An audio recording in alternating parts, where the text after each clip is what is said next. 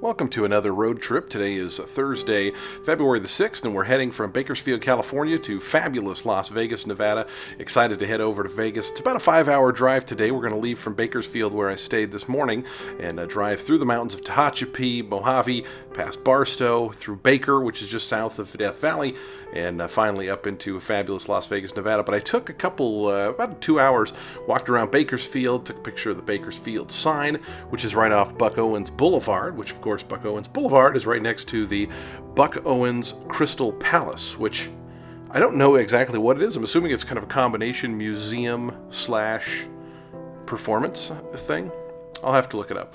But from there, took a walk around Panorama Park, which is a really neat little spot in Bakersfield. It looks over Oildale, which is, just as it sounds, there's tons of like oil jacks and those, those little bobbin things. I don't know, they're not derricks, they're something else. But it's kind of this nice trail that walks right along the Kern River, which is not so much of a river as it is a waterway with cement surroundings. But a nice view of Oildale and some of the Bakersfield area up there. Some very nice houses up there.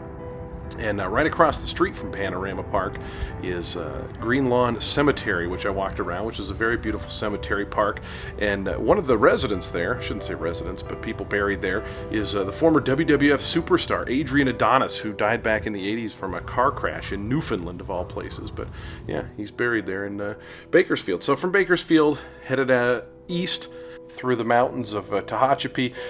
There's about 20 miles of farmland, and then you finally start to climb, and the climb is really, really cool. It's these big grassy rolling hills that become tree-covered grassy rolling hills, and some of the trees and stuff are just really, really neat looking. And one of the coolest parts of this thing is there's these neat train tracks and tunnels that you're going to see here in just a second. There's the tunnel right there that kind of wind up through these hills. It's really, really a neat thing. And then past Tehachapi, you start heading towards Mojave, which is where this airplane graveyard is, and I tried to get some video of it.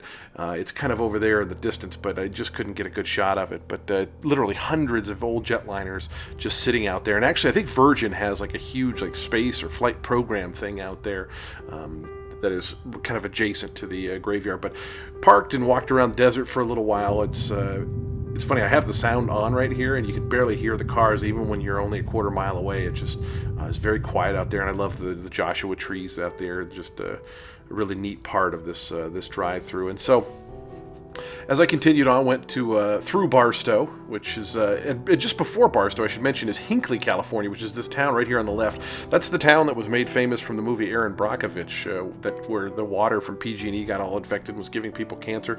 Very little left of the town now, just like 1,500 people left. And so once you get into Barstow, you get on the Interstate 15, which is the final road of the trip, and heads up to 155 miles from Barstow to Las Vegas. Here's the famous Zizix Road, which is just literally a road to nowhere. There's nothing out there, but it's just kind of a cool name. And after that comes Baker, California. Baker, California used to be just literally had the Mad Greek Cafe, Alien Jerky, and this world's largest thermometer, which goes up to 134 degrees. Today, of course, only needed to go up to 66. It was actually a perfect day for driving. But there's the Mad Greek restaurant, and we'll see the Alien Jerky here in a second. But now every fast food company you can imagine is out there, and gas, I think, was $4.55 a gallon.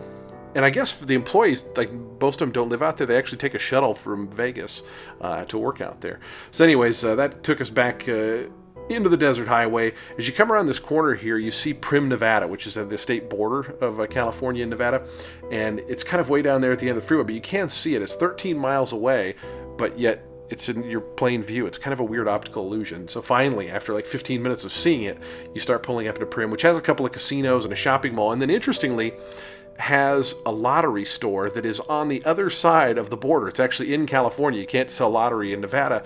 And so this is like the #1 lotto sales store in the country, because all the people from Las Vegas go out there to buy their lottery tickets.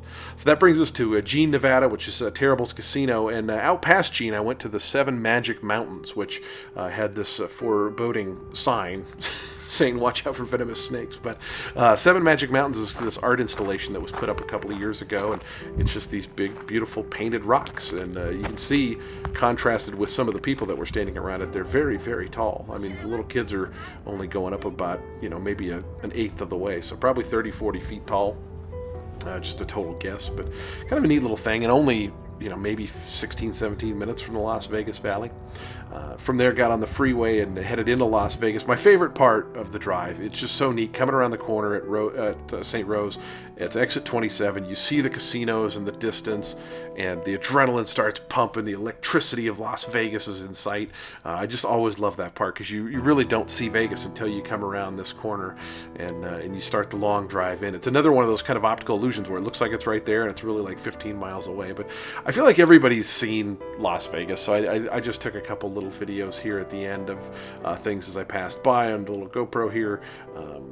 T-Mobile Arena, which is where the hockey team plays, and then some shots of Bellagio, and then here's my boss Ed's Panda t-shirt, shout out Eddie D, and then just some strip shots at the end. So, and of course the best part of the strip, I think, is Bellagio. I just think it's such a great centerpiece to Las Vegas Boulevard. But anyways, over here for a few days, and appreciate everybody tuning in. If you're willing to check out the channel, give it a like, subscribe maybe, and we'll see you back for our next road trip video. So thanks so much for watching.